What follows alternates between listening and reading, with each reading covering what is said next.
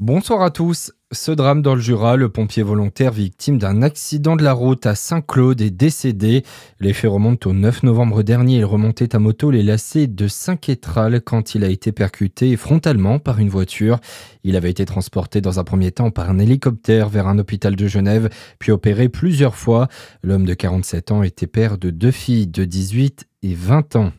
Autre accident qui remonte à lundi, cette fois en Saône-et-Loire, une collision qui a coûté la vie à Gilda Sarandao, adjointe au maire de la commune de Torcy. Elle n'a pas survécu à ses blessures, elle est décédée hier.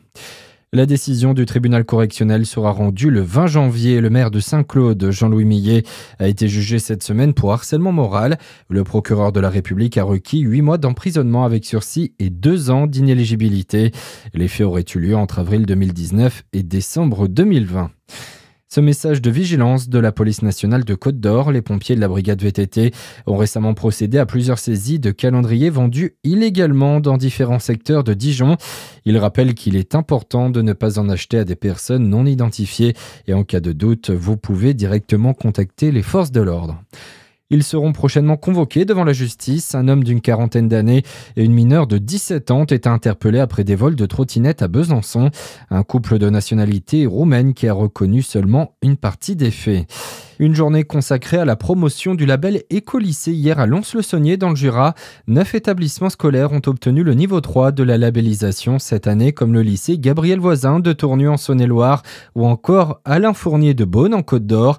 Ce label distingue les établissements engagés dans une démarche d'éducation et d'action en faveur du développement durable. Dans l'actualité également, 20 mesures d'urgence pour la sécurité du Louvre à Paris. Un mois jour pour jour après le cambriolage et le vol des joyaux de la couronne. La présidente directrice du musée était auditionnée ce matin par la commission des affaires culturelles de l'Assemblée.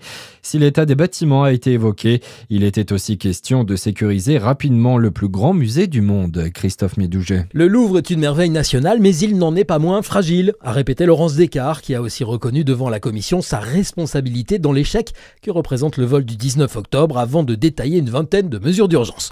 Parmi ces mesures, l'installation de 100 caméras d'ici 2026, la mise en place d'équipements de mise à distance, des barrières ou des bornes notamment près des bâtiments les plus sensibles, mais aussi l'installation d'un poste avancé de la police au sein même du musée et l'ouverture de nouvelles salles avec des mesures de sécurité modernes.